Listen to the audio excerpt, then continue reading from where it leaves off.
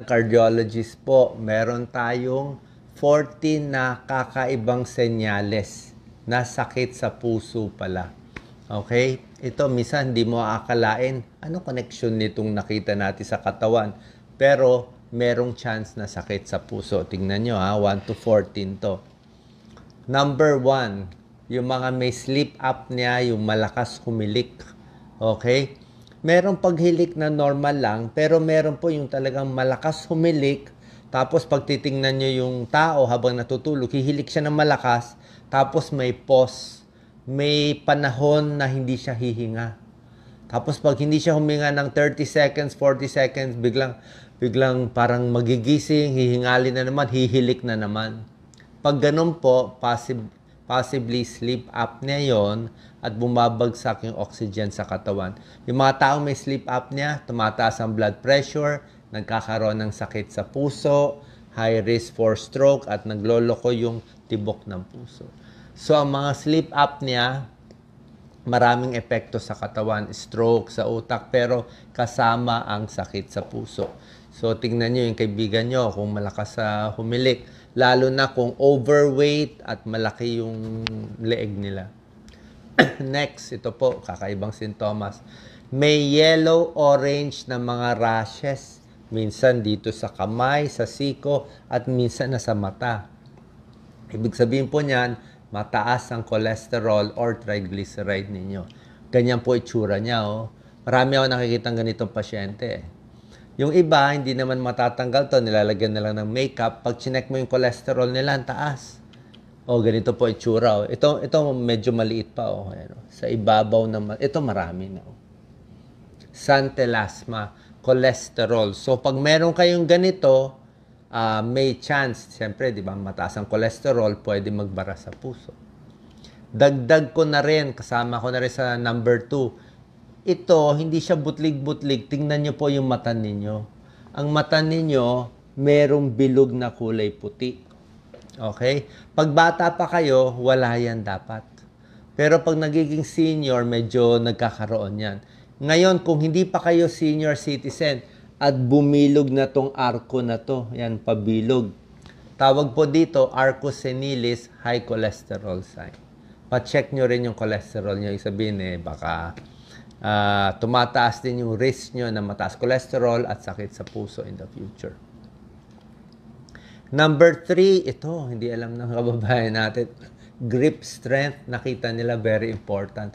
Tinetesting yan, gaano kalakas ang grip ng isang tao. Pag mahina ang grip ng tao, nakita nila, mas malaki ang chance na nagkakaroon ng mga sakit. Mas mahina ang muscle, mas nagkakasakit, mas nagkaka-heart problem. So, anong gagawin natin? Mag-exercise tayo para lumakas. Oh, makakatulong yon para lumakas konti. Pero basically, pag mahina ang grip, ipa-check na rin. Baka mahina rin ang puso. Number 4, kakaibang sintomas. Malayo na to sa puso. Sa tenga.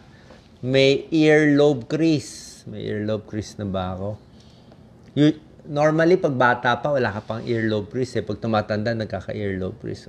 Parang nababawasan ng fat yung tenga, kaya nagkaka-crease. Pag may earlobe crease, napansin to ng mga cardiologists na mas malaki tsansa, mataas ang cholesterol, may sakit sa puso. Okay? So, yan ang mga symptoms. Tulad na sinabi ko, sign of a heart attack o sa mata, santelasma, yellow deposit, tapos earlobe crease. Tunay po to. Check nyo. Number 5, kung laging nahihilo, medyo lightheaded, dumidilim ang paningin, o muntik himatayin. Okay? Pag ganito ang sintomas, kaming mga cardiologists, iniisip agad namin, nagloko yung puso, mahina ang puso, o may abnormal na tibok ang puso. Heart failure, abnormal rhythm, arrhythmia. Yan ang ko-consider. Pinapa-2D echo, pinapa-Holter monitor. So, possible sign yan ng heart disease. Yan po. Heart disease symptom, kasali ang dizziness. Yung mga kinakwento ko po sa inyo na 14 symptoms, kakaiba to Hindi ko sinama yung usual sign ng sakit sa puso. Siyempre, masakit ang dibdib, nadadaganan, parang may nakadagang elepante. Yun talaga, sakit sa puso, iniisip natin. Itong mga tinuturo ko yung mga kakaiba. Number 6, impotence. Diba? Sabihin nyo, Doc, ano connection ng impotence? Pag ang lalaki ay hindi na tumitigas si Manoy, meron ng erectile dysfunction, ibig sabihin, may problema doon sa ugat, doon sa arteries niya, sa ari ng lalaki. So, pag may problema doon sa arteries doon sa private part, malamang may problema din sa arteries, sa puso, sa utak, sa buong katawan. Magkakasama kasi yan kaya nga cardiovascular system. Okay? So, pag impotent, malamang may diabetes, malamang mataas ang cholesterol, malamang meron ng konting bara sa puso. Ito po, orthopnea tawag dito. Nahihirapan huminga pag nakahiga. May tao hindi makakahiga ng flat. Sasabihin nila, nalulunod ako, parang nalulunod, kailangan ko 3 unan, o yung iba natutulog nakaupo. Pag yan ang symptom, sign yan ng may tubig sa baga. May pulmonary congestion, pulmonary edema, congestive heart failure, yan ang pinakasymptom. Hindi makahiga ng flat, nalulunod. So, pag hindi kayo maka-flat, orthopnea yan, sign niya ng heart failure. Pag hirap lang huminga, pwede rin naman sakit sa puso, pero pwede rin namang nervyos, o pwede hika, marami ibang cause. Number 8, sasabihin mo, Doc, bleeding gums. Ano connection ng gums sa puso? Malaki ang connection ng gums sa puso. Ayon sa pag-aaral, basta healthy ang ipin, healthy ang gums, mas mahaba ang buhay, mas hindi nagkakasakit sa puso. Pag ang gums may bacteria, may dental caries, marami hindi nagtutoothbrush, nakita nyo infected gums, gum disease is now linked to heart disease. Ano? Yung infection, connected to heart disease, pwede pumunta sa puso, pwede mamaga yung puso, from the gums pupunta. Meron nga tinatawag na infective endocarditis, mga infection mula sa bibig, namamaga dito, pati puso gumagaya, namamaga din. Kaya nga, napakahalaga pupunta sa dentista, magtutoothbrush, magpo-floss, laging malinis ang bibig kasi ang daming bacteria dyan, di ba? Ang daming, may bad breath, daming bacteria. Dugo yan connected yan sa mga ugat-ugat natin. So, pag yung bacteria niyan, yan ang entry point niya, papasok siya sa dugo. Yung bacteria dito pasok sa dugo, pupunta sa puso, pupunta sa ibang parts, di ba? Kaya gum disease, kailangan malinis ang ipin. Skin color change, yung bigla nagbo-blue, di ba? Dapat pag may oxygen tayo, yan, hindi dapat maputla, dapat pink ang kamay. So, pag bigla nagbo-blue, blue baby yan, pwede ka may congenital heart disease, di ba? Meron din mga autoimmune disease, mga rheumatoid arthritis, pero pag yung nagbo-blue lagi, congenital heart disease. And blue fingernails, heart failure. Pag bagsak ang oxygen, bagsak ang blood pressure, yun, nagbo-blue, nagkukulang. Hindi lang sakit sa puso, pwede rin sakit sa baga. Puso at baga, pag may sira ang puso, may sira ang baga, bumabagsak ang oxygen, nagbo-blue yung kamay. Okay? Ito po, merong velvety patch, parang nagda-dark, o nagiging brown, o gray, o medyo maitim-itim ang leeg. Yan, merong thick spots, parang kumakapal yung balat, sa leeg, sa kilikili, sa singit, sa siko, tawag dyan? Acanthosis nigricans yan Sign to ng diabetes, sign din ng metabolic syndrome, basta overweight, may diabetes, prone magkaroon ng sakit sa puso. Magkakasama po kasi sila lahat.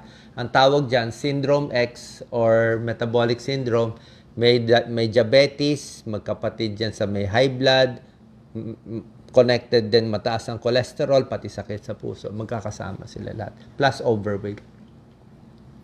11, alam niyo naman siguro to, sign din to ng possible sign of heart disease, manas. Diba? Ito, sobrang manas siya. Mild manas, severe manas. So, pwedeng heart failure, hindi maganda circulation sa paa, pwedeng kidneys din, kidney failure, pwedeng liver failure, pwede rin, lagi lang nakatayo, dependent edema. Pero, possible rin na isang cause dito ng manas ay sakit sa puso. Sobrang pagod. Yung parang exhausted, very drained. Yung parang hinang-hina, hapong-hapo, pagod na pagod, mahina yung pumping ng puso. Possible yun. Pwedeng heart failure. Pero pwede rin naman yung pagod dahil anemic ka, pwedeng depressed, kulang sa oxygen, o pwede may ibang sakit. Number 13, yung tinuturo ko lagi, clubbing of the fingers. Ito, kumakapal yung, ito normal, na may butas. Ito abnormal, dumikit na siya. Sabihin, kumakapal yung balat dito at lumalabas yung fingernails, yung kuko. Bakit nangyayari? Kulang sa oxygen. Pag kulang tayo ng oxygen ng matagal na panahon, nagiging clubbing ang fingers, ganyan nangyayari. Kaya pag ginanyan mo daliri mo, wala ng butas. Low oxygen due to congenital heart disease, pwede rin sakit sa baga, COPD, emphysema, na matagal na may sira yung baga, kulang sa oxygen. Nagka-clubbing din siya. 14, lastly, may itim-itim sa ilalim ng kuko. Okay? Maraming possibilities to. Pwedeng skin cancer, tinuturo ko, melanoma, kung mukhang bilog. Sa diabetes, nakikita. Pero, nakikita din to sa infective endocarditis. Infection sa valvula sa puso. Pag yung valve ng puso, aortic valve, mitral valve, nagkaroon ng infection, malay mo, galing sa ipin, kung may bacteria, pumunta doon. Pag nag-infect yun, minsan may parang na-dislodge, natatanggal na maliliit na mga particles, tuloy-tuloy, di ba? Lumalabas yan dito, nagbabara sa daliri. So, pag nagbara, little dots of blood trapped under your nails. So, parang dugo siya. Nagbara dito, nagdugo. So, tingnan mo yung mga kuko natin. Delikado po yun. Pinapakinggan yung puso kung may heart murmur. Okay? So, yan po ang mga 14 signs na kailangan natin bantayan. Kakaibang sintomas, hindi nyo ito mapapansin, pero konektado pala. Posibleng konektado pala sa puso. Pa-check po kayo sa inyong cardiologist. God bless.